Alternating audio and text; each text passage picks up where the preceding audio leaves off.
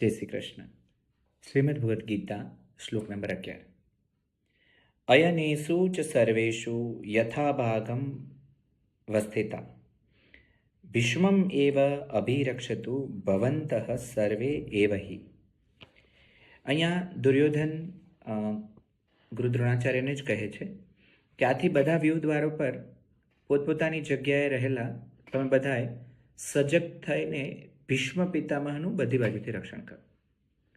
So here I have learn કે દુર્યોધન એક strategy તૈયાર કરે છે, કારણ કે ભીષ્મ પિતામહને ઈચ્છા મૃત્યુનું વરદાન છે. એટલે જો ભીષ્મ પિતામહ છેલ્લે સુધી રક્ષાયેલા રહે, તો સેનાપતિ રક્ષાયેલા રહે, તો પછી યુદ્ધ જીતી શકાશે. એટલે આ જ એની સ્ટ્રેટેજી છે અને બધાને જ એ ભીષ્મની રક્ષા કરવાનું સજેશન કરે છે.